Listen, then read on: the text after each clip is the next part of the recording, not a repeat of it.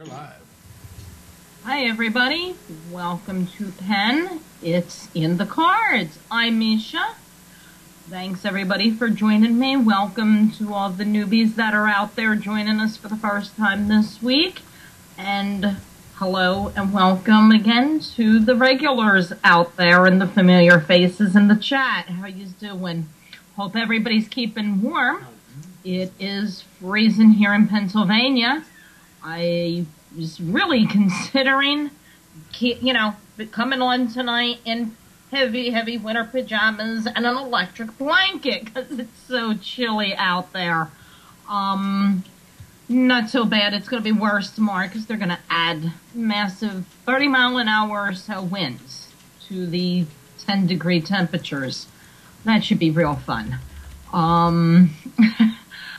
I want to let you know the commercial that you saw prior to the show is a great event that is being run by Eric and Kim. It is at the Shanley Hotel, and you can look up all the info to the event. They have lots of speakers lined up. It's the first Friday and Saturday in May.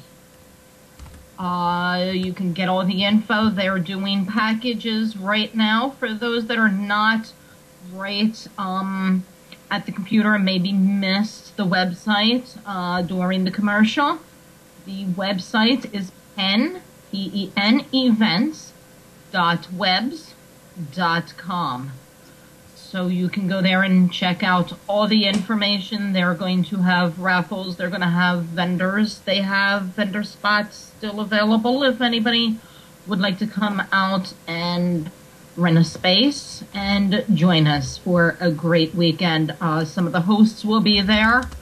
It's still up in the air if I'm going to be able to personally make it there or not. Check it out and get booking because the room packages are selling out. So you want to get in on that. I want to get the show started tonight. I have a fabulous guest. I've actually met him, believe it or not, through the show. He is a reader. He's also one of my regular viewers and fans.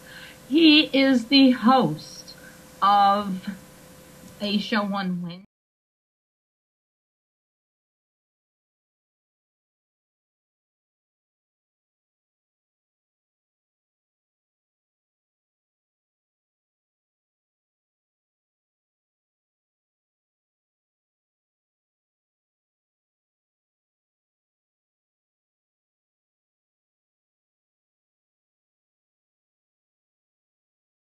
Hi, how are you? Good. How are you doing? I am so excited. Thank you for having me. Thanks for coming on. I'm excited too and thrilled that we were able to set up a time for you to join me. Absolutely. And I got a hat on just for you this I week. see that. I know that you're always asking, what hat am I wearing or am I wearing one? So I decided, why not? I was really debating, on a night like tonight, earmuffs and, the big fuzzy hats, but that would have looked a bit silly. So I didn't go that route. So how's it where you're at? Very cold. It is 7 degrees today. It was about 4 below this morning, but it's going to warm up. We're going to get up to the 20s in a few days. A heat wave! Yeah, that's what's going on here, too. They were joking about that on the news today. If we're thrilled with 20-degree weather, you know it's cold. True. We're expecting snow, actually, on Friday. Friday afternoon sometime, late afternoon, early evening, and into Saturday. They're still not saying how much yet. I hate when they do that. It usually means look out. That's true.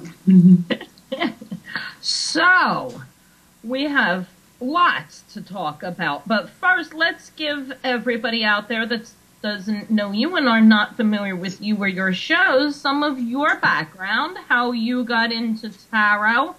You had quite a journey spiritually and finding your path, and we all go through it, and yours is pretty cool, no exception. Well, thank you. I think there's a commonality that a lot of people really have. I think people who tend to really have a lot of empathy, I think that it's a hard-earned and it's a hard-learned gift and a responsibility, and it's something that doesn't come easy. It's something that's difficult.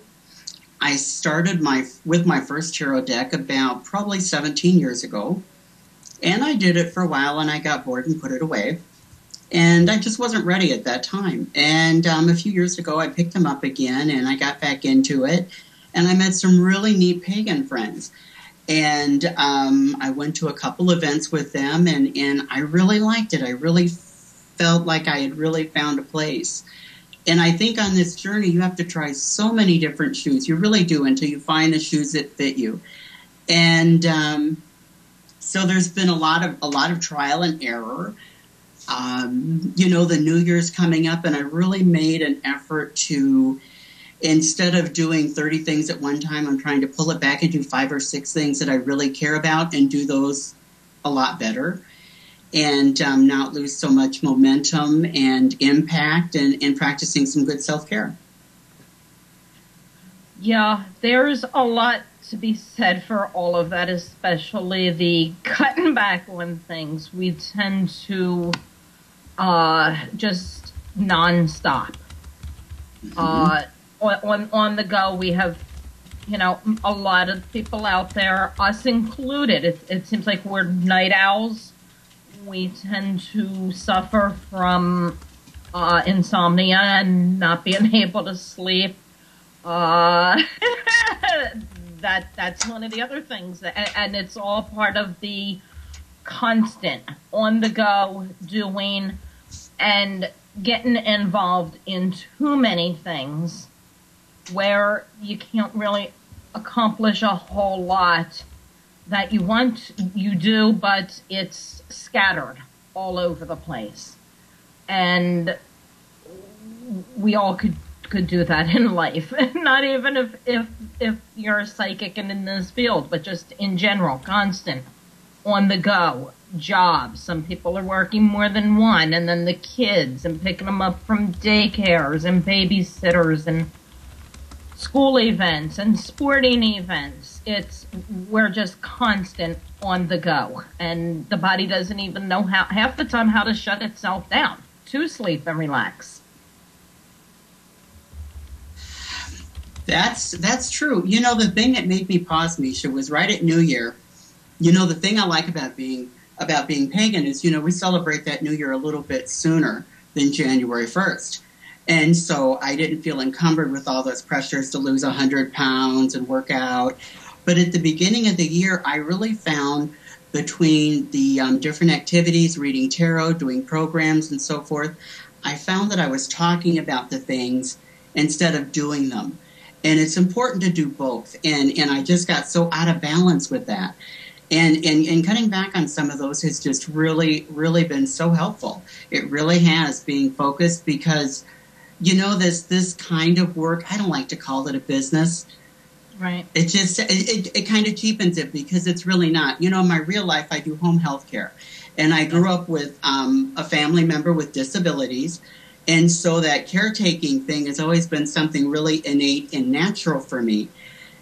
And so going from the healthcare business into tarot, it's a natural extension. It really is. And it's been really cathartic. I get so much from doing this. People say they're touched and blessed by what I do, but I get so much from it. I really do. Yeah, and we have to, and we have a question in the chat room already for you. Wow. And the question is, how are you able? What do you do to refocus and recharge when you have lost focus on things? The first thing I do is take a breath. And when I come on a show like yours, Misha, I take a few minutes and just really take time to get centered and grounded. Because if you don't do that at the end of quite a little bit of time like this, it'll just wear you down. And being focused, keeping my priorities, realizing that I can help people, but you know, I'm not no healer. I'm not Jesus. I can't fix everybody, but I can help. And there's a big difference. And knowing when and where, and having really clear boundaries, and really being sure I don't want to be that Ten of Wands guy. You know, I kind of view him as carrying so much stuff, and so much of that stuff he's carrying, it's not really his stuff to carry. He's carrying a lot of other stuff than his own. And so I really try really hard to focus not to do that. And if I'm stuck on what my feelings are, I kind of try to visualize what tarot card represents what I'm feeling. And sometimes that's just one of the many, many uses of tarot. Yes. And actually, you know, that's a good point. There's one of the ways to tell people to learn to read the cards and get familiar is, you know, just shuffle and think about nothing in particular, but draw a card of the day in the morning when you wake up, and pull it out. And, you know, even when you're really starting out and you need to, carry it with you and just see how the day's progressing, what's going on, where your state of mind. And you can do that with exactly what you're saying. You know, a card to help keep focus during the day. If somebody's struggling with those ones and carrying all the burdens around and everything, maybe, you know, bring that card with you and carry it around, put it someplace where I will catch it, and that might be a focus point to help recenter. Some people need the visuals in order to learn and help focus. Other people's can just go quiet.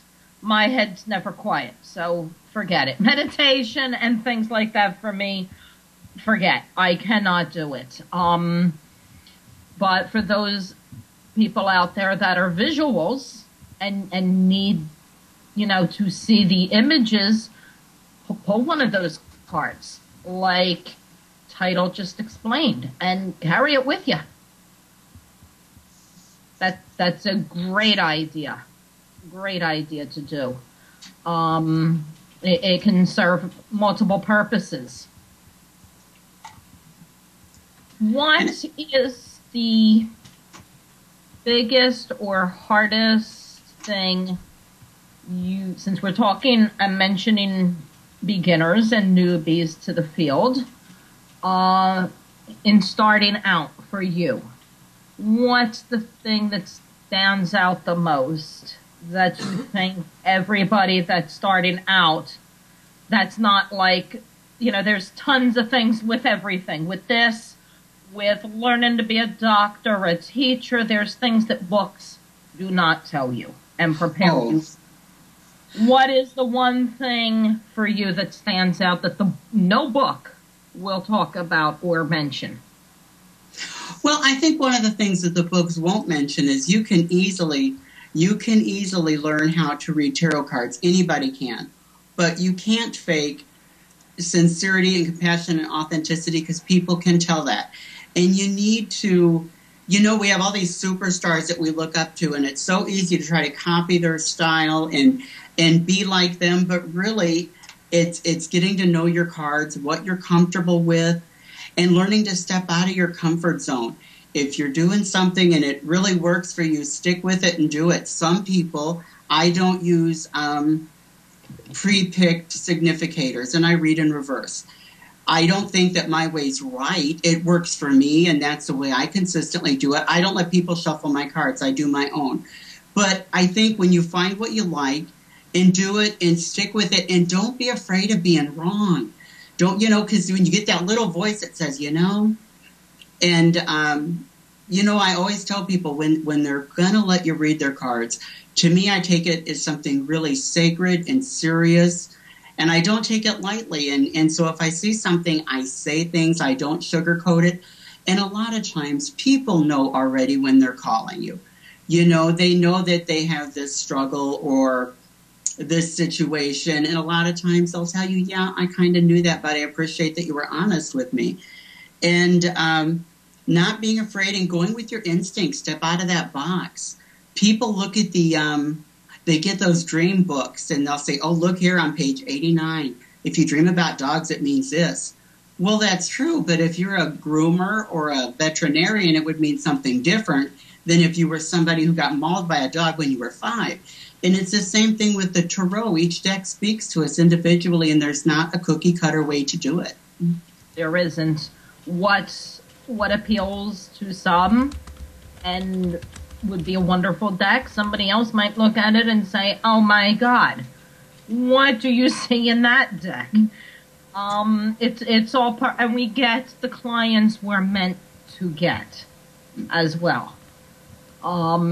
That's extremely important. The other thing that really is not mentioned much, like you said, the trust in yourself. Listen to that voice, that instinct. Something, I say this, it seems like lately, every single week, on every show at some point during the show. If you're doing a reading on career, but something's coming out about a past relationship, or whatever it might be, you need to blurt it out and say it, because it has significance. And if you're getting that, you're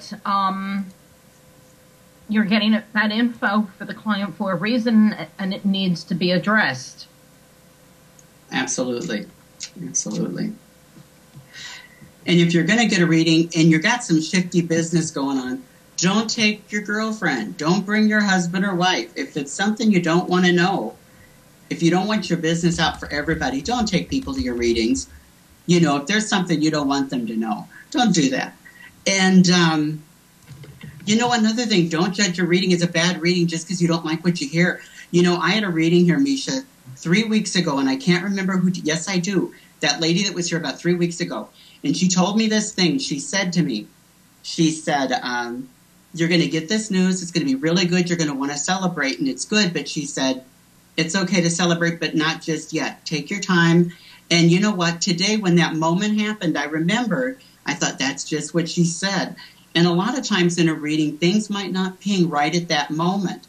But later on, you tuck that in the back of your brain, and also if somebody is reading with you and they ask you questions, it's not that somebody's trying to pump you for information. We just want to make sure that what we're getting, we're explaining in a way that makes sense to you. Granted, some people do it that way, but I can't speak to them. I can't speak for them, rather. Right, exactly. We need verification. And for the people just tuning in this week for the first time, I'm going to use the example that I've used in the past. What we get is the best description for people to understand I've come up with is this. The information that we get is like, imagine having a jigsaw puzzle given to you without the photo of what it's going to be, a picture of when it's together. We get all the little tiny pieces jumbled up. We don't know what that full picture is because it's not our life. It's not our situation. And in a lot of cases, what people don't realize either is if we had all those answers, it would turn into our personal life lesson as opposed to the client's life lesson. And if we pick up and get their lesson and they don't, guess what? As a client, you're going to go through that same crappy situation and scenario all over again, just under different circumstances and with different players in the situation. We have a question in the chat room asking if there's subjects that you won't approach in readings. I'm imagining that question's posed to you, Tidal. I know, that's a general question for me and for any, I want to say, ethical reader. We said we're talking, going to throw everything out there tonight. Absolutely, absolutely. If your reader is not a lawyer, a doctor, a psychiatrist, they're not allowed to diagnose you, help you with diagnosis or medical issues, answer income, tax questions or financial advice. We're not permitted to do any of that.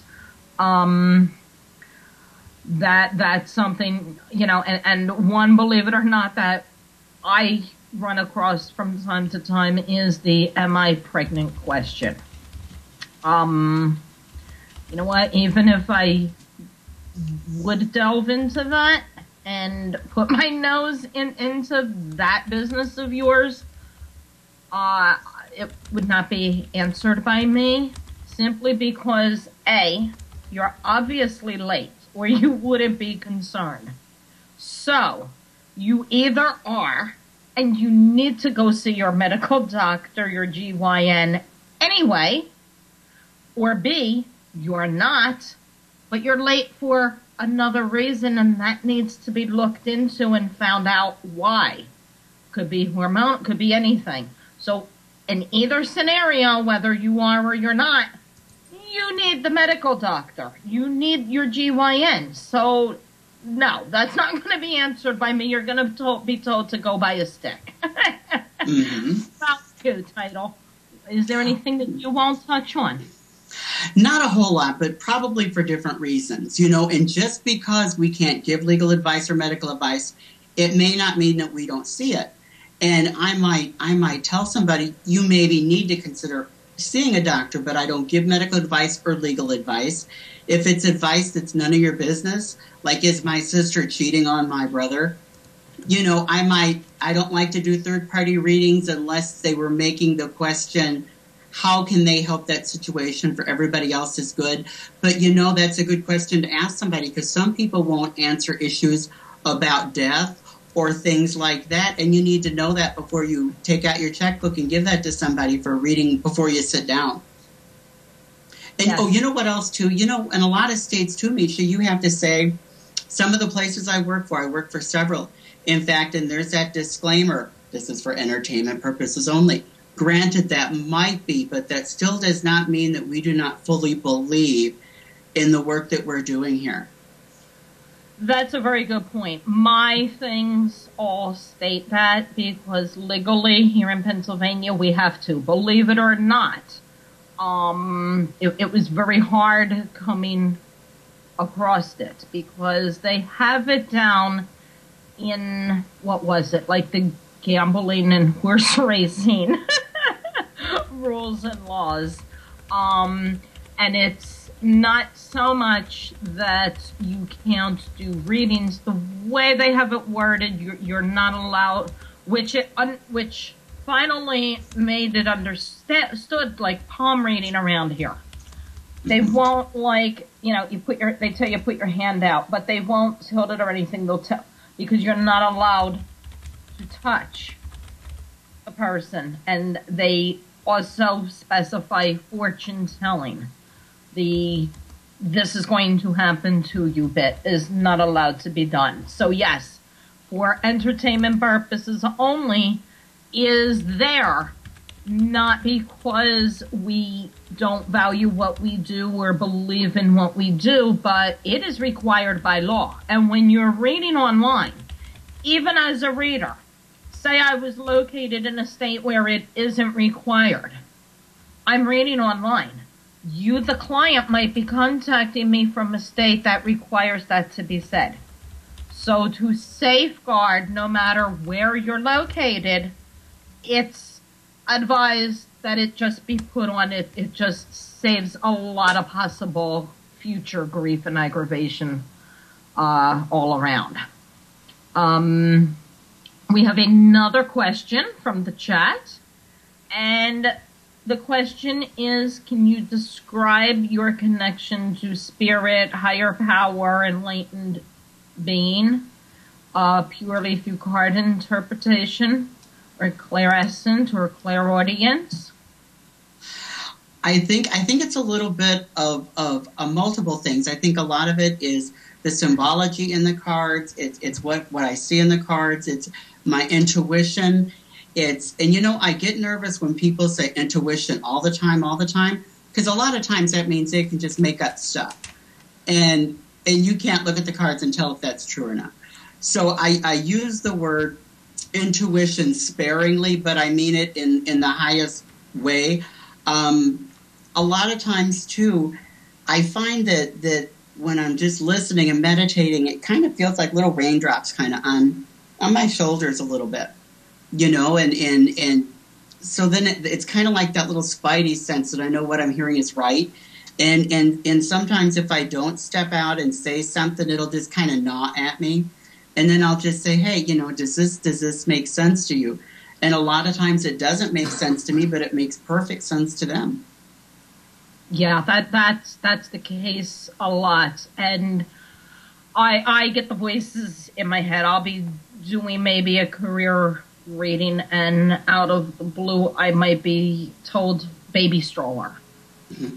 And in the beginning, it was just, you know, nobody knew it. It was this, you know, me in my head going, well, that doesn't have a damn thing to do with career. They're not, you know, in a baby store selling, you know, baby products and things like that. And I would ignore it. I would attempt to ignore it, and it would get louder and louder until I lost almost complete connection to the client, and just had to just stop and, okay, now this is going to be way out there. I have no idea what it applies, but what's baby stroller mean? Because they're not shutting up about it. Most of the time, it is something that is so meaningful to them, they burst out crying. You know, and that's true, Misha. You know, when you watch TV, and that's one of the difference. One of the places I work, I'm not plugging places, but one of the places is webcam, and I like that because you can see people's eye contact, their body language. But you know, another thing, when you watch those tarot people and psychic people on TV, the thing you get to see is wonderful reunions and secret information from the other side and predictions of wonderful things. But you don't get to see the pregnant woman whose husband just left her, or the woman whose husband died, or the man who has a few months to live. And you don't get that cute little storybook ending at the end of 30 minutes with time for commercials, because those people don't get to hold hands with, you know, they're not trying to hold back tears. Right. professional, but sometimes you're really touching people's hearts, and it's breaking that empathy thing.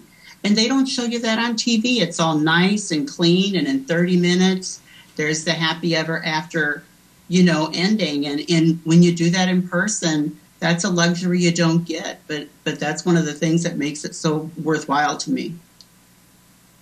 Yeah, I learned that if I'm going to be set up any place, to carry a box of tissues with me and have them at the table. And it sounds awful to some people, but if the person, if the person ended up crying and got emotional, I know I did a superb job as a reader. I'm not saying that in a conceited way, just, especially for the newbies' sake out there.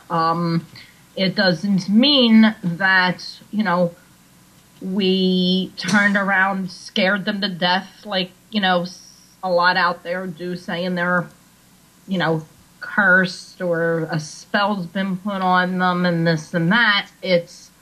We're dealing with people's issues and problems, and they're real.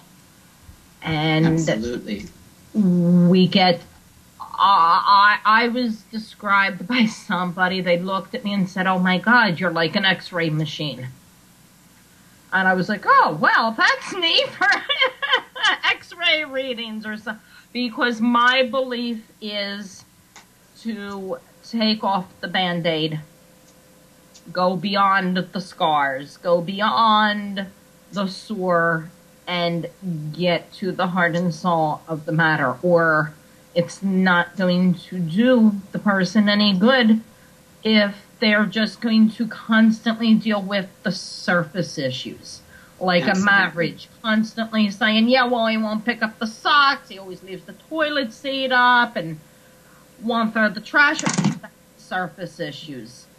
That's the petty, everyday, yeah, it's a pain in the ass annoyance, but you wouldn't be in an outrage if there wasn't more going on. Absolutely. And at the end of the day, Misha, whether you're using tarot cards or a pendulum or whatever divination, ruins, whatever thing you choose to use, at the end of the day, it's still a tool and it's nothing more. And people do themselves such a disservice by worshiping these and becoming dependent on tarot cards and tarot readers, because the whole purpose is to be independent, to take charge of your life, to be the architect of your life, and take ownership. And it's a great way to do that. We were discussing before about that portrait of Dorian Gray, and it's so applicable to tarot because we have what we show people and our part that we don't like. And a lot of times who we really are is somewhere in between those two extremes. And the tarot is great at cutting right to the root of the matter, like you were just talking about, and showing what those things are. And many times people find out they're not as bad as what they think. And sometimes people find out maybe what they're doing isn't as good and noble as what they like to portray it as well. Yes. There's all kinds of different things going on with that. And a lot of times they're covering up the true issue. One thing, the most common thing, and I think it came up in the beginning, it did, when I did the random card at the beginning of the show, the death card. This is the most common thing that I hear when people are sitting down with me for the first time, or maybe first time ever getting a reading. Oh my God, I just don't want the death card. I don't want the death card. Because of what Hollywood has done to that card. They think that the whole thing is a death. Somebody is going to die. And that's not what it is at all. A situation has come to an end so that new beginnings can happen. It's a transformation. It's the caterpillar going into the cocoon. The life of the caterpillar is over. It's transforming into something more wonderful and beautiful, the butterfly. but I get all the time, oh my God, don't, anything but the death card, anything but the death card. And actually for me, there's been a few occasions where the death card has meant an actual death. However, it's been a death that has already occurred. And it is still massively affecting that client's life. And they don't even realize it because because, you know, I will not even go there. There's certain rules, if you want to call it that, that I gave my guides, my higher powers, that I don't want to know about. It's off limits. Don't even bring it up ever in a reading. And one of those things is death. It's not for us to know. It doesn't do you as the client any good to know, honestly. It's off limits. But the very first time it happened, it freaked me out because I'm thinking, okay, I vowed I am not going there. And as she was pulling additional cards out, I realized this death already occurred. And it came up, I had to say something, and she said, well, yeah, but it was over a year ago. I said, I know, but this was a child, wasn't it? And it ended up being the woman's son. Not a young child, you know, grown, but it's still the woman's child. And she thought she was handling it by, you know, putting on the false mask face, walking around telling everybody she's fine, and, you know, all of that covering up that we tend to do, the Band-Aid over things. And she couldn't believe that it came up in a reading. She was worried about a relationship, whether or not she should start looking elsewhere for a job. And immediately it was, no, there's a death around you. And this needs to be addressed because you're not going to get what you're looking for in any area until you've come full terms with your son's passing. So the reading ended up taking a complete turn for her because she sat down thinking, okay, you know, I'm going to end up helping her decide, does she leave, should she stay, what to do, things to information on that, and what's going on with the other person. And it was a complete, no, you had a really close death recently. And she just looked at my son, but it was over a year ago, not recent. Well, it comes through recent when you're in that much pain and you haven't dealt with it to the extent you need to. It comes through to me as a recent thing. That's how it comes through. That's what I'm saying with we get the jigsaw puzzle pieces. We don't have the picture given. I agree with you. You know, a lot of people, and I tell people, you know, you don't heal by calendar days. That's not how it works. And don't expect to come get a reading and all your problems be perfect. Your life did not get messed up in 20 minutes. Some of those things take time, but you're going to get some clarity and perspective. And I always tell people, I don't know if you agree, but I really believe there is no such thing as a bad card. When they show up in a reading many, many times, they might be cards what perceived to be bad, but those are things people are well aware of. And I tell people, you know, it's a great time to educate people about the death card. It doesn't always mean that. But if you get hit by a car and break your leg and the doctor is fixing your leg and he finds out you have some kind of terrible disease that he can fix, was that a bad accident or was it? Sometimes things are just what they are, just like that Hurricane Sandy. They're not even about us. We're just caught in the collateral damage of things. Absolutely. That's a fantastic example. The medical example you used, that's fantastic. It's the same thing. You can't get into this without realizing that you are truly affecting others. We are not, licensed counselors.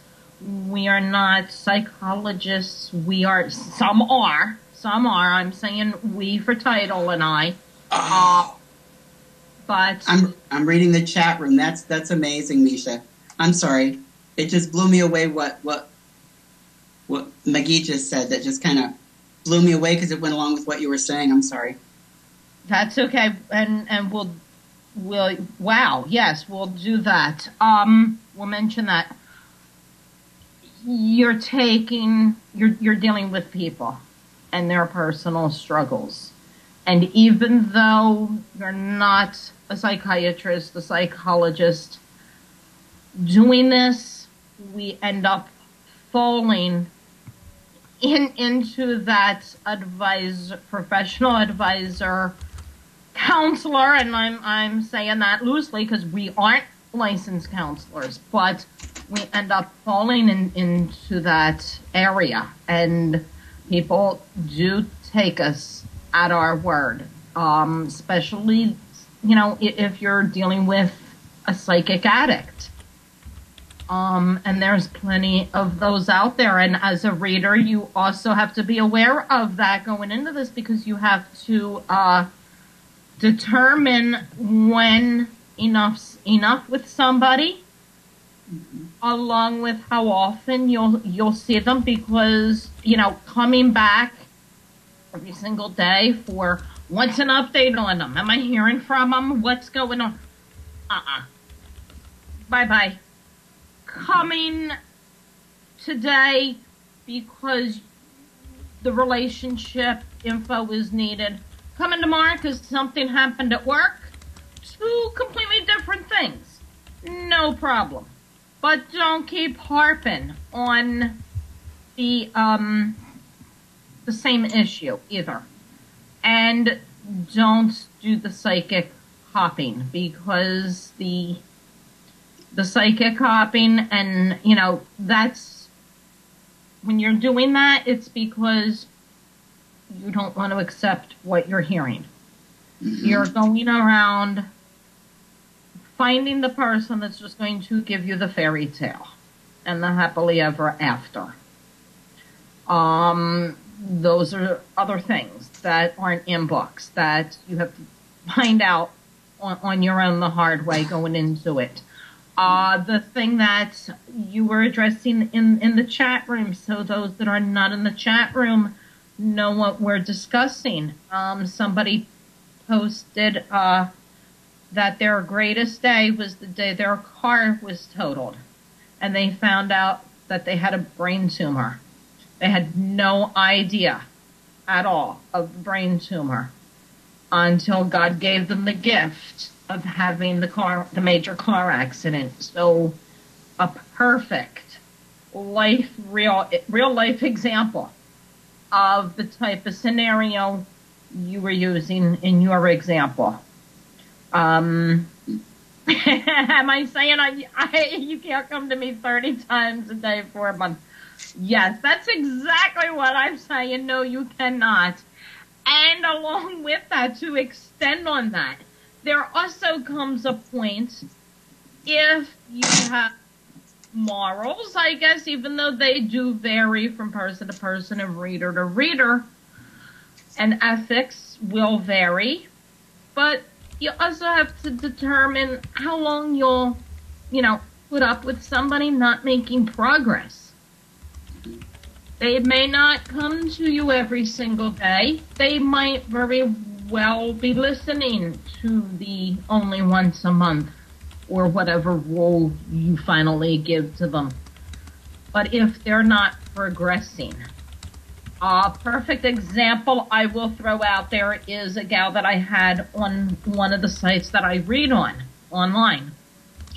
And it was, one of those common, broke up however many years ago, are they coming back? Things. Not getting over the breakup, not doing their own growth, not letting go. Right. I worked with her. She didn't, she came maybe twice a month, which was fine. She was also doing things, getting involved in spiritual growth classes, different things to improve. She was just had the hang up that a lot of us do. But she was making progress. So she was coming to me for a year or a little bit more. And then one day, after over a year, she had started moving on. She had gotten an interest in someone else. She comes back just like she did the very first time she hooked up with me. Back to that same. And started arguing. And I had to, for my own personal morals and be able to sleep at night, I had to tell her, I'm sorry, I can't do anything more for you. Because she would not listen to the, what happened? You've made all this progress and now you went further back than you were when you first came a year ago. And I had to cut it off. So it's, you know, all kinds of things to think about that the books don't tell you about. We are going to take a break, and when we come back, we will continue this. And I also want to discuss your radio shows that you have as well. Right. We'll be right back. Don't go anywhere. It doesn't matter why I was there, where the air is sterile and sheets sting. Doesn't matter that I was hooked up to this thing that buzzed and beeped every time my heart leaped, like a man whose faith tells him God's hands are big enough to catch an airplane or a world. Doesn't matter that it was curled up like a fist protesting death, that every breath was either hard labor or hard time, or that it was always too hot or too cold. Doesn't matter because my hospital roommate wears Star Wars pajamas, and he's 9 years old. His name is Lewis, and I don't have to ask what he's got. The bald head with the skin and bones frame speaks volumes. The Game Boy and the feather pillow booms like they're trying to make him feel at home because he's going to be here a while. I manage to smile the first time I see him, and it feels like the biggest lie I've ever told, so I hold my breath. Because I'm thinking any minute now he's going to call me on it. I hold my breath because I'm scared of a 57-pound boy hooked up to a machine because he's been watching me and maybe I got him pegged all wrong, like maybe he's bionic or some shit. So I look away, like I just made eye contact with a gang member who's got a rap sheet the length of a lecture on dumb mistakes politicians have made. I look away like he's going to give me my life back the moment I got something to trade. I damn near pull out my pack and say, cigarette? But my fear subsides in the moment I realize Lewis is all show and tell. He's got everything from a shotgun shell to a crow's foot, and he can put them all in context. Like, see, this is from a shooting range, and see, this is from a weird girl. I watch his hands curl around a cufflink and a tie tack and realize that every knick-knack is a treasure, and every treasure's got a story, and every time I think I can't handle more, he hits me with another story. He says, see, this is from my father, see, this is from my brother, see, this is from that weird girl, see, this is from my mother. It took me about 2 days to figure out that that weird girl is his sister. Took him about 2 hours today after she left for him to figure out he missed her. They visit every day and stay well past visiting hours because for them that term doesn't apply. But when they do leave, Lewis and I are left alone, and he says the worst part about being sick is that you get all the free ice cream you ask for. And the worst part about that is realizing that there's nothing more they can do for you. And there's no easy way of asking. I already know what he's going to say, but maybe he just needs to say it, so I ask him anyway. Are you scared? Lewis doesn't even lower his voice when he says, fuck yeah. I listened to a 9-year-old boy say the word fuck. Like it was a 30-year-old man with a nosebleed being lowered into a shark tank. He's got a right to it. And if it takes this kid a curse word to help him get through it, then I want to teach him to swear like the devil's sitting there taking notes with a pen and a pad. But before I can forget that Lewis is 9 years old, he says, please don't tell my dad. He asks me if I believe in angels. And before I realize I don't have the heart to tell him, I tell him, not lately. And I just lay there waiting for him to hate me. But he doesn't know how to, so he never does. Lewis loves like a man who lived in a time before God gave religion to men and left it to them to figure out what hate was. He never greets me with silence, only smiles and a patience I've never seen in someone who knows they're dying. And I'm trying so hard not to remind him that I'll be out of here in a couple days smoking cigarettes and taking my life for granted. And he'll still be planted in this bed like a flower that refuses to grow. I've been with him for 5 days, and all I really know is Lewis loves to pull feathers out of his pillow, then watch them float to the ground. Almost as if he's the philosopher inside of the scientist, ready to say it's gravity that's been getting us down. But the truth is, there's not enough miracles to go around, kid. And there's too many people petitioning God for the winning lotto ticket. And for every answered prayer, there's a cricket with arthritis. And the only reason we can't find answers is because the search party didn't invite us. And Lewis, right now, the crickets have arthritis, so there's no music. No symphony of nature swelling to crescendos as we bend halos into melodies that can keep rhythm with the way our hearts beat. So we must meet silence with the same level of noise that the parents of dying 9-year-old boys make when they take liberties in talking with heaven. We must shout until we shatter in our own vibrations, then let our lives echo and grow distant. Distant enough to know that as far as our efforts go, we don't always get a reply. But I swear to whatever God I can find in the time I have left, I'm going to remember you, kid. I'm going to tell your stories often as every story you told me, and every time I tell it, I'll say, see, there's bravery in this world. There's 6.5 billion people curled up like fists protesting death, but every breath we breathe has to be given back. A 9-year-old boy taught me that. So hold your breath. The same way you'd hold a pen when writing thank you letters on your skin to every tree that gave you that breath to hold. Then let it go. As if you understand something about getting old and having to give back. Let it go like a laugh attack in the middle of really good sex. The black eye will be worth it. Because what is your night worth without a story to tell? And why wield a word like worth if you've got nothing to sell? People drop pennies down a wishing well as the cost of desire is equal to that of a thought. But if you've got expectations, expect others have bought your exact same dream for the price of the hard work, hang in, hold on mentality. Like I accept any challenge, so challenge me. Like I brought a knife to this gunfight, but the other night I mugged a mountain, so bring that shit. I've had practice. Lewis and I cracked this world wide open. Found the prize inside who's never lied to ourselves. Never told ourselves we'd be easy or undemanding. Never dreamt of anyone handing us anything, so we sing in our own vibrations. We dare angels to eavesdrop, to stop mid-flight, to pluck feathers from their wings and write demands that God's hands take the time to catch you. So that even if God doesn't, it wasn't because we didn't try. I don't often believe in angels. But on the day I left, Lewis pulled a feather from his pillow and said, "This is for you." I half expected him to say, "See, this is the first one I grew."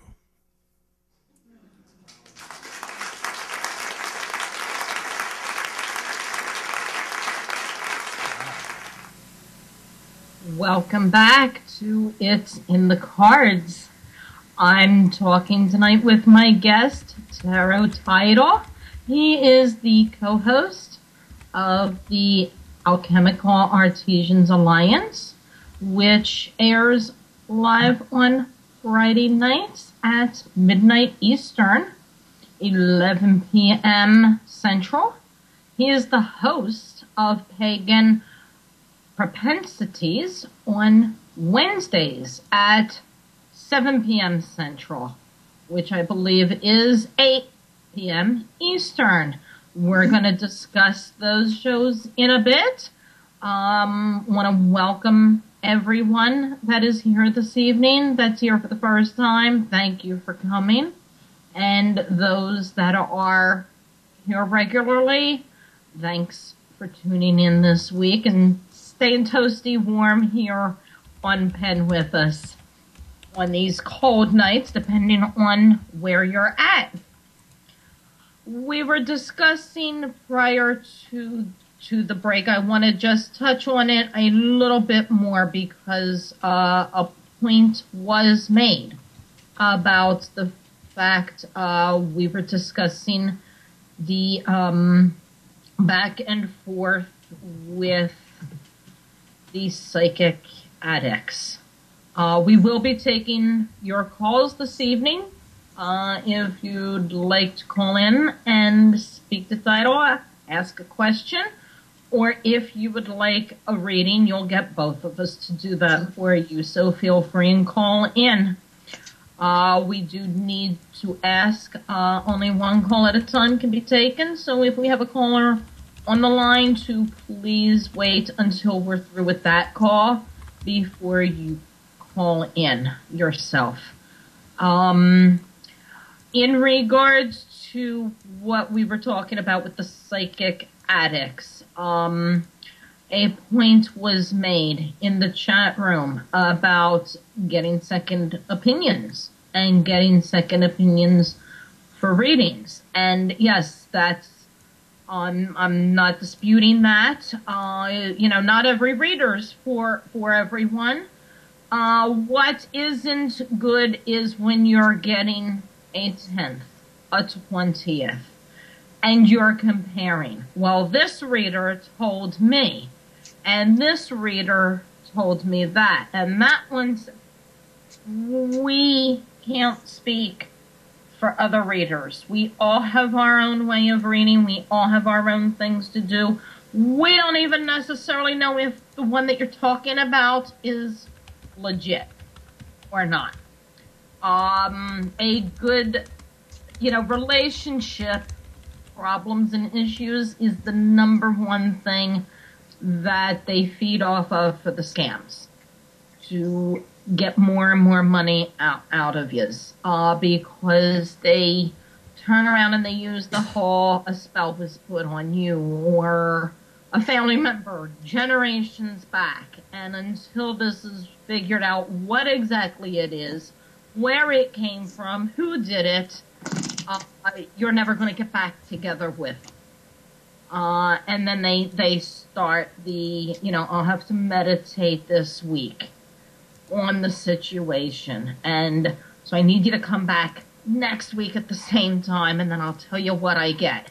And you show up the following week, and yeah, I'm getting stuff, but it's really, I need a special whatever. So I need $90 from you to continue doing this. And then you're coming back the following week. Once they see they've gotten you back, they figure they've got you. And it will just keep going. I've heard unbelievable stories where they're told a special oil or candle from someplace you never even heard of has to be gotten, and it costs a couple $100, and the only way to get rid of it is if I get this for you. People sadly lost their cars, their homes, believing this stuff. And it's a shame. So that's the part, what we were getting at when we said about constantly going to the readers and back to back. And another point people don't realize, if you're going constantly the same question over and over again, you're going to start getting mixed messages, because believe it or not, the universe has a sense of humor. The universe's sense of humor isn't always funny. And universe might just decide, you know what? I've had it with you. You're not listening to the truth. So I'm just going to mess with you anyway. And you're not going to, it gets to the point where you're not even going to get accurate reads, no matter who you go to. So those things are not realized either by people. I want to discuss with you, I want to give out the telephone number for those of you listening but may not be directly in front of the computer to see the number up on the screen. So the call-in number is 615-692-1262. Feel free and give us a call. The lines are open now. Love to hear from you. Love to do some readings. Misha, I'm losing my signal. I need $30 more. Yes, okay. It's in the check's in the mail. Oh, wait. Oh, okay. It's back. It's that digital stuff now. I'm good. You are busy. You yourself do 2 shows.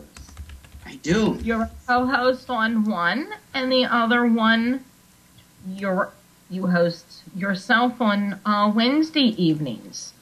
Which one did you start first? The Alchemical Artesian Alliance. You started first, didn't you? We did. We started the Alchemical Artisans Alliance first. We realized a friend of mine, she lives in Maine, and we became good friends. And I'm sure we've known each other lifetimes before because we just connect so well. And there's a plethora of so much bad information, and we wanted to have a place where there was some good information to at least get people started when they come to find their path. And it seems that as the metaphysical community gets broader and wider and homogenized and mass marketed, a lot of times I think we're losing some of our depth and some of the important things because everyone just focuses on tarot or past lives, and there's so many other spectrums that are important. And so we really wanted to focus on some of those things. So you have, it's a very unique name for both of your shows, but we're doing the Alchemical first. Who came up with the name? Was it a combined effort and both? It was a collaboration, and we really did. We really spent a lot of time to what our intent was, what we wanted to visualize through it. We did the numerology with it, and we just wanted to make it as powerful and meaningful and the best thing that we could really offer. And that was kind of our main goal with that. And then when I started looking at the pagan propensities, I wanted to focus on, everybody seems to come and they begin either with Native American things or Scott Cunningham. And some people get really snobby and call them Fluffy Bunny. But you know what? If that's their path, that's fine. Everybody is different. But we're just really trying to get some good resources all in one place to give somebody a good place to start and maybe help people miss some of those things that'll take them off and places that'll take advantage of them. Yes, and they can hear you live on Friday nights at 11 Central, midnight for Eastern time. Do you know what, too? Actually, we started out on Thursdays, and tomorrow night, the mystery writer, M.R. Sellers, is going to be one of our guests. And he's coming on tomorrow, and we got to thinking, wow, I'm so excited that we're finally moving to an hour instead of a half hour. So on Friday, we're moving to Fridays this week after the Thursday show, and we decided to kick it off with a 2-hour show. So we have Dusty White is going to be there on Friday night, and I can't pronounce her name because it's French and it's just so pretty, but her first name is Lillian, and she's a wonderful woman who has a lot of experience with communications and having her own TV show, and she's just so excited at the gift we're trying to bring, and so I'm really looking forward to it. And where can they listen to you at? Oh, you know what? We are over on Blog Talk Radio, and the name of the show is the Alchemical Artisans Alliance, and the other show is Pagan Propensities, and they're both at Blog Talk Radio. And if you check on my Facebook page, Tarot Tidal, everything is right there. If you'd like to arrange a private reading or find out about our blog or specific shows or being a guest on there or share some opinions of things you'd like to, all that's there. We were talking the other day, Misha, and we were discussing all the different shoes you have to try on to find your path. And I tell people, if you want the most accurate picture of who I am, don't Google me.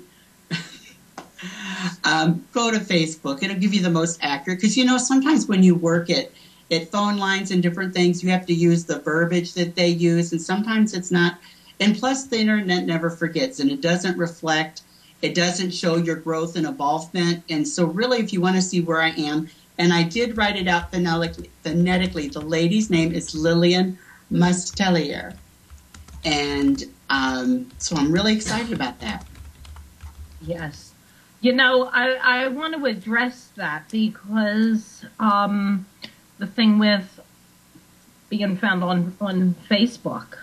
That is so true, and I want to address that a little bit because I can be found on Facebook as well. The show, it's in the cards, has a Facebook page that's strictly for, show announcements only and things like that.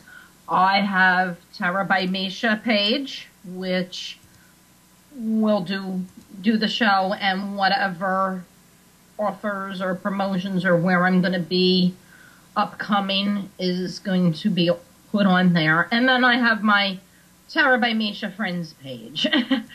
And there's all different views and opinions out there, which is wonderful with everything because that's what makes us individuals. But one of the things that I hear often is, Tarot by Misha, and that's your business name, and, that's what you use, and you really ought to watch what you put out there. True, to a point, but my view of it is business only. I have the page, Tarot by Misha page. I have the show page, it's in the cards. But the page, Tarot by Misha for the friends, I don't have a separate, private, unknown page that, the fans and everything don't know about. They're the pages I have. The Tarot by Misha friends page is me. If I have crap going on and I want to bitch and gripe about it like everybody else does, I'm going to do it there. Because it's your page. Yeah, exactly. It's my page. Number two, I think some of the problems that are out there with the false beliefs of what we do and who we are is that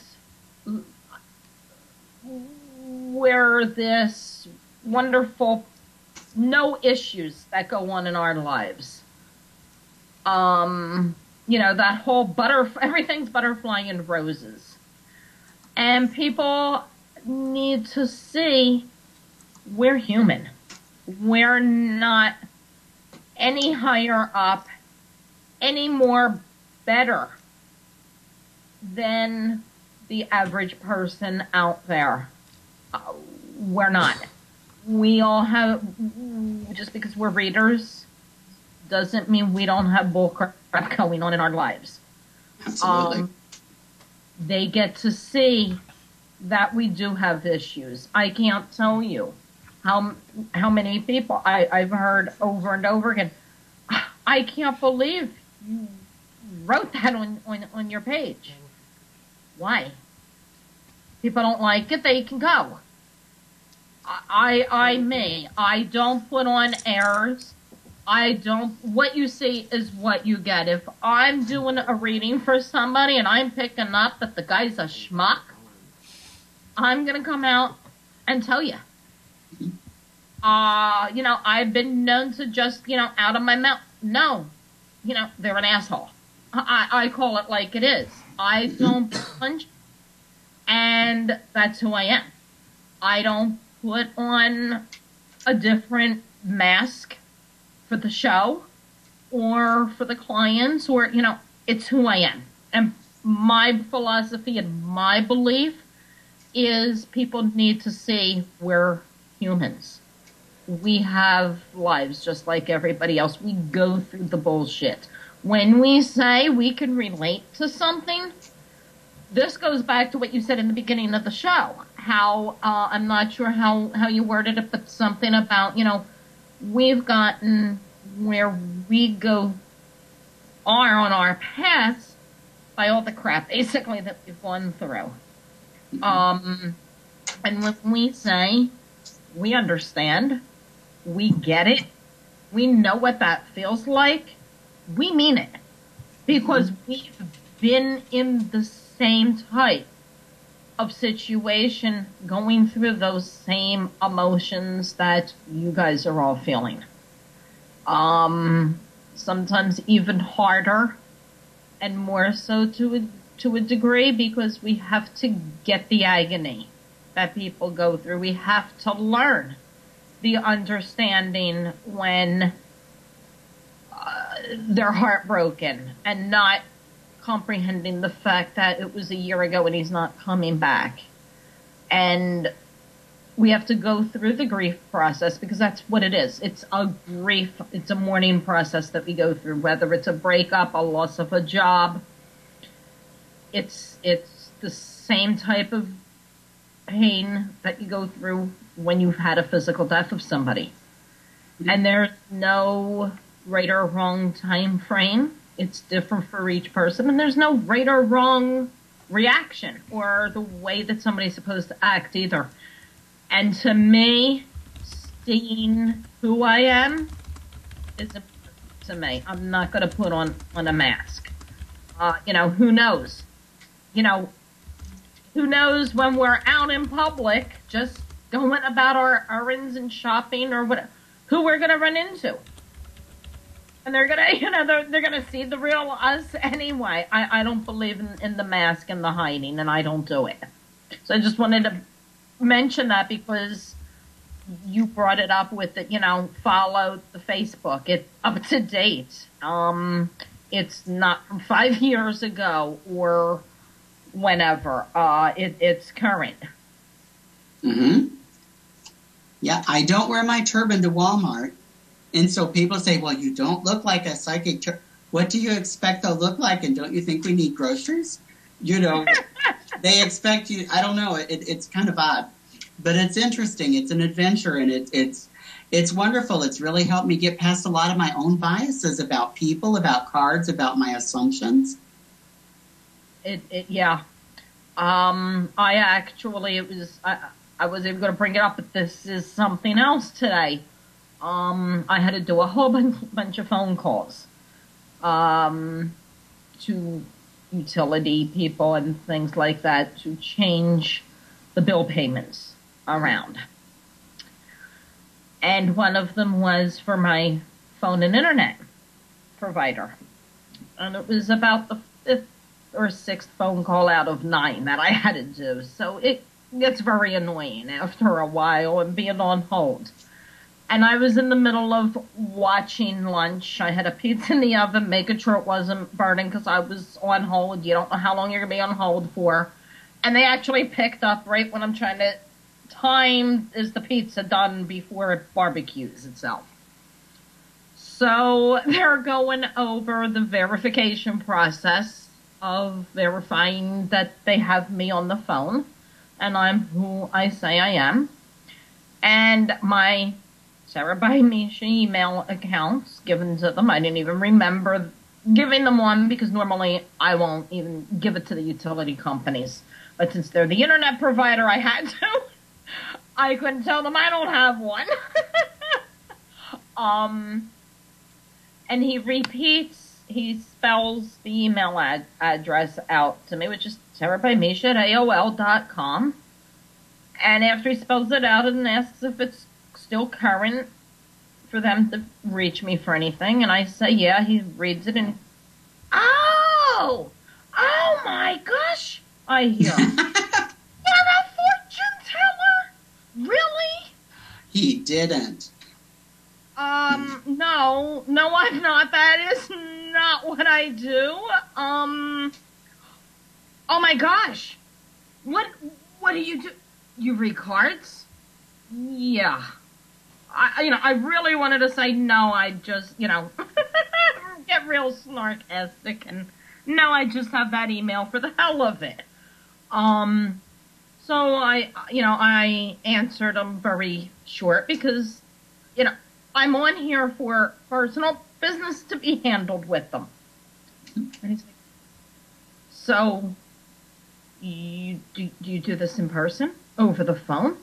How do you do it? I said, chat, phone, person, anything. So you'll give me a reading right now? What? Really? For real? What? You can just pull one card. No, thrown so off guard. I would have turned around and I would have said, how about giving me my next month's utilities for free, paying my bill for me? But I was just, the pizza's in the oven, needing to be pulled out. I've got my account info right in front of me, ready to go. What? I can read you right now. No, I can't. He's like, well, yeah, you can. I'm like, no, I can't. I'm not a robot. I'm focused on my purpose of calling you right now. So I sent him to look me up and, join the show tonight. So if you're out there, Paul, hello. I told you to call in. Feel free and call in and get your free reading. That was just, I was like, wow. See, I would have did the Bowinkle thing. Eeny, beeny, chilly beany, the spirits are about to speak. Remember that? Yes. Mm-hmm. And had we been on webcam, I probably would have said, hold on a minute. And I would have ran in the other room and would have got my magic 8-ball and just shook that and read the yes or no that the magic 8-ball said. I have all those gaggy psychic toys. I put that story up on Facebook earlier before the show. But talk about, wow. People think that we walk around tuning into everybody. I don't know. That was very odd to me. That email address is given out to a lot of people. You're spelling it. They've never read it full and even connected to being anything of what I do. And I don't know, it was just very, very odd. Mm-hmm. So yeah, people think we don't have to pay bills. We don't have to. I don't know what they think actually. Because do you find that you get a lot? Well, you're supposed to be doing spiritual work. You're not supposed to charge. Mm-hmm. Our time means nothing. Right. Exactly. And people don't consider the books, the seminars, the additional training and study you do. You might do tarot for 10, 15 years, but there's always something new you can learn. There's always new trends. There's always new things, different ways of seeing things. And to do your best, you have to stay current on those things. And that costs money. You know what? They don't give us those things for free. You don't get your cable for free. And, the time you're spending is taking away time that you could have with your family or pursuing time with your friends. That counts. Our time is our most expensive commodity.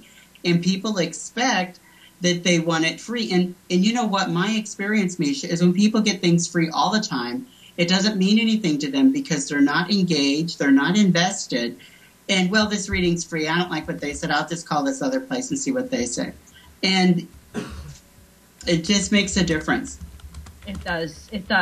And if anybody's interested and wants kind of a snarky, sarcastic, funny, yet serious rant article that I did, you can go to my website. I did it around a year ago, I guess. I had gotten, I don't know what it was, if it was a full moon or what the heck was going on with the planets. It was just non-stop with the comments of doing it for free. It's a gift. You shouldn't charge. And I got so sick and tired of saying, well, whatever you do, that's a gift. And explaining it to people that out of my mouth I ended up saying, well, that the final person looked at me and said, it's a gift from God. You shouldn't charge. And I looked at them and out of my mouth without any thought popped the words, you're right. And your gift is from hell. And they paused and they looked at me and I'm thinking, where in the hell did that come from? And I sat down and I did an article and I titled it, "My Gift Came from God, Yours Came from Hell." Because it was just one of those things. Everybody's gift, everybody's talent comes from God, whatever form of God you believe in. If you're a surgeon, God gave you that ability, universe, whatever belief system your belief is. Whether you can sing, you're an actor, a music, whatever it is, that was your gift given to you. You get money for that. And I went into about these people must think that we live like the show Survivor. Outside, without any food, no shelter, no bills, and just, live in a tent someplace and have, no commodities and no reason for money. So you can find that on my website. I just ended up in one of my snarky, I'm sick of this moods, and out came an article. And Misha, if somebody calls in a show tonight and wants a reading, that's different because that's the purpose of it. But I don't do this by the lettuce over at Piggly Wiggly. Oh, can you give me no, I can't. I'm shopping. Call me later. Exactly. Unless, and it's rare, but it has happened on occasion where just random, out of the blue info relating to a complete stranger just pops in my head. And it's like, oh, man, yeah, I'm going to get a new white coat, aren't I? But it ends up needing to be told to them, and then they just, look at me, and it might lead into conversation. They just might look at me and think, you're a whack job, whatever. And, I move on with my life. But no, we're not walking robots looking at every single person picking things up on yous. Oh my God, could you imagine? Yeah. That would be a trip at Walmart, wouldn't it? It sure would be. It sure would be. What have you found the most fascinating on your tarot journey or your pagan journey and finding your own spiritual path? I think the part that's been most meaningful is so many of the shoes in places I tried before were external places that were making promises they couldn't keep or that they shouldn't make. And I was really looking for my validation for who I was. I was expecting that to come from an external source, and it doesn't. It sounds pretty, but it really doesn't. It has to come from inside. It comes from your soul, your spirit, and you need to learn how to be quiet and listen to it. And people have this idea, Misha, that you can only see with your eyes and you can only hear with your ears. And it's such a disservice to them because we can use all our senses in so many different ways. It's just a matter of slowing down, being observant, taking a breath, having a little bit of quiet.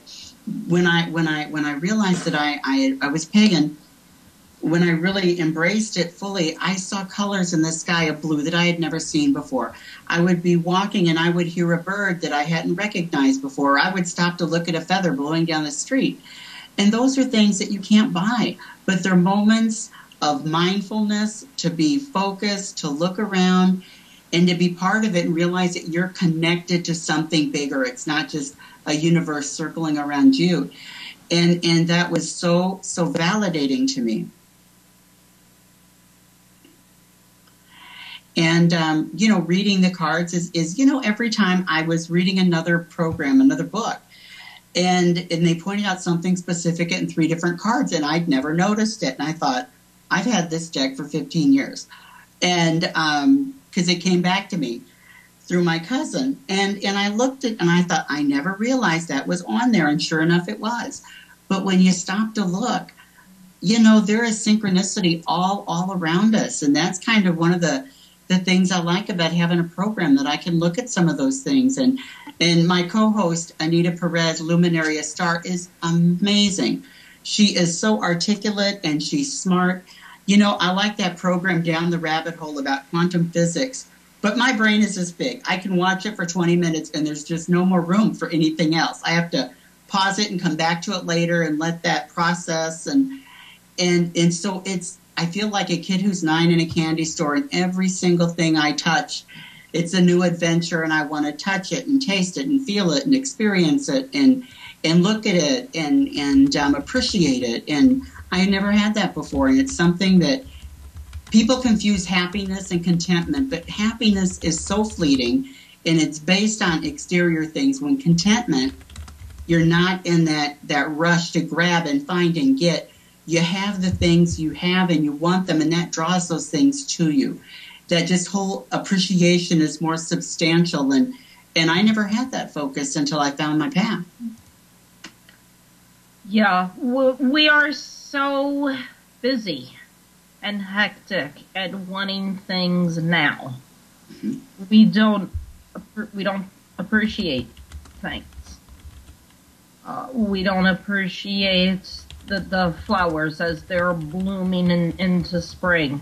We don't appreciate the snow when we have it because we're so focused on the, oh my God, now how the hell am I going to get to work on time when I got to shovel the driveway before I can get the car out?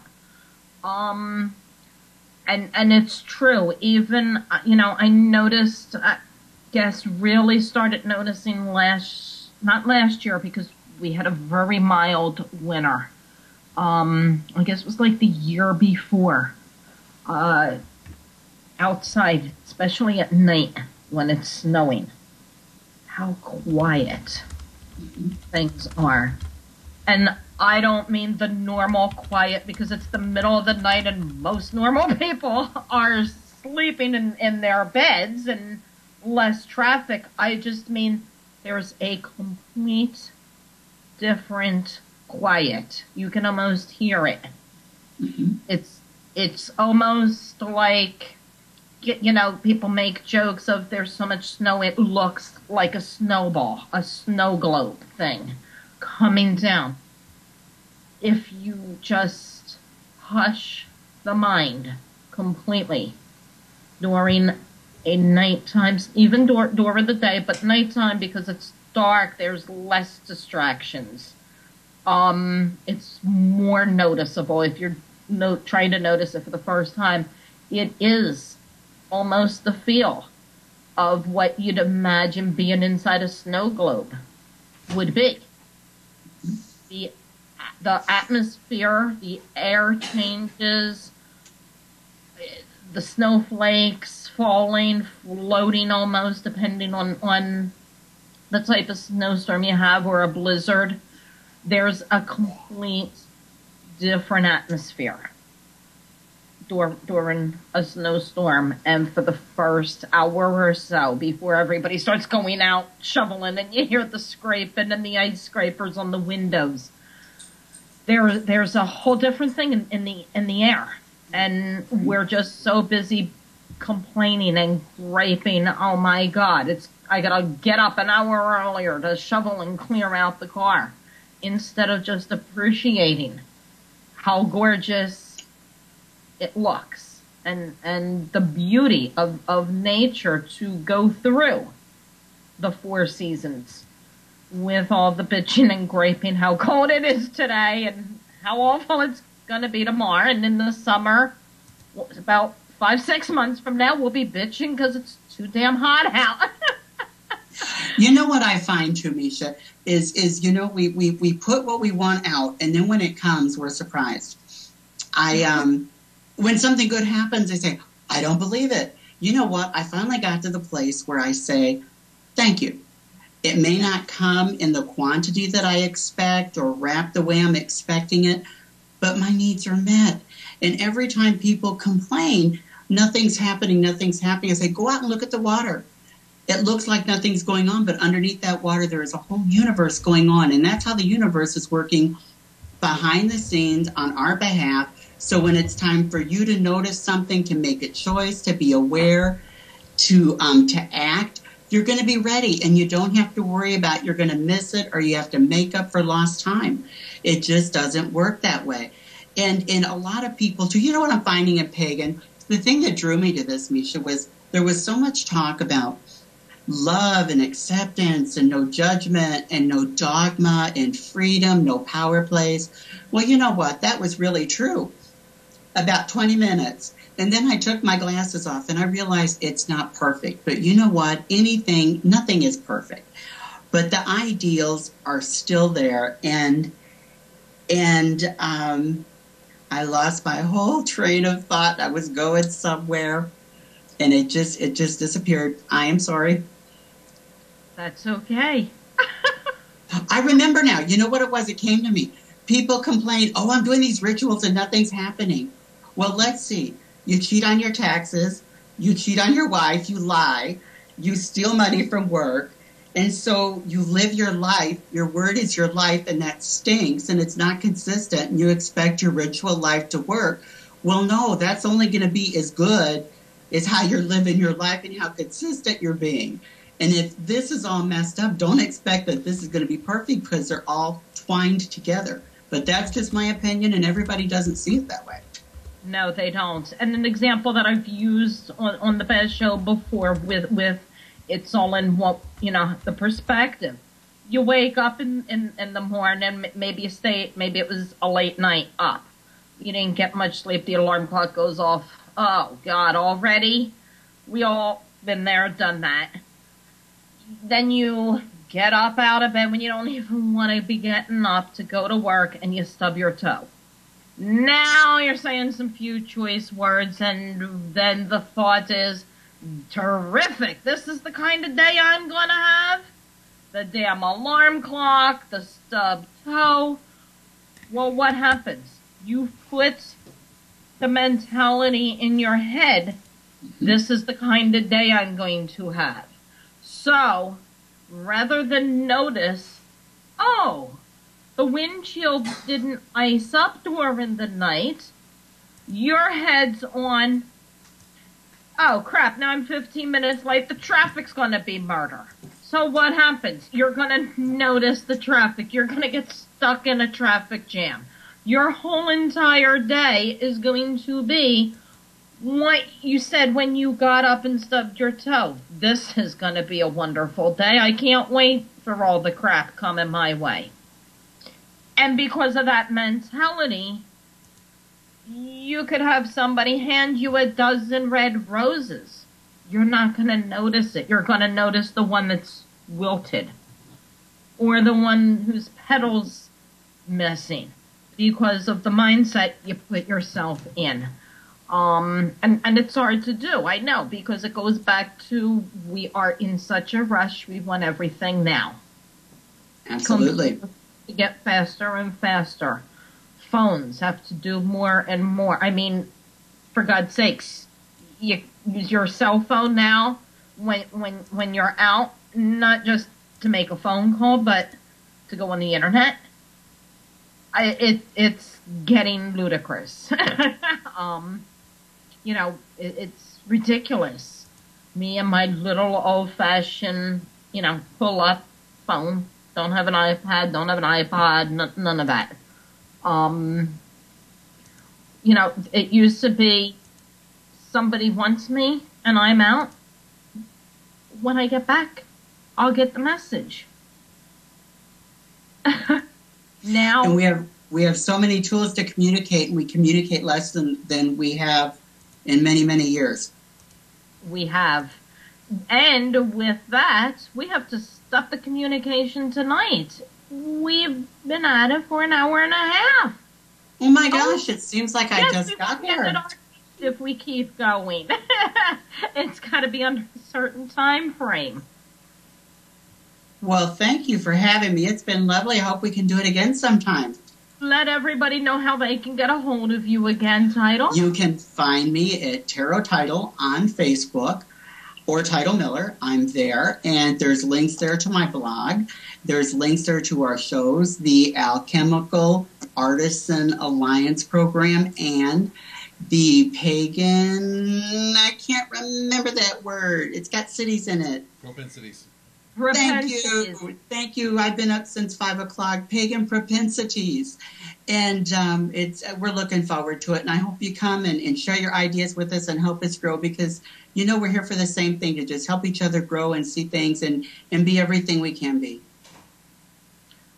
Thank you so much for coming on tonight. And you can find me on Facebook, Tarot by Misha. You can find It's in the Cards. It has a Facebook page as well. I want to thank everybody for joining us tonight. Thank you to all the newcomers that joined us this evening. And you want to come back next week. I have a fabulous guest for next week. You're going to want to join us. On that note, everybody.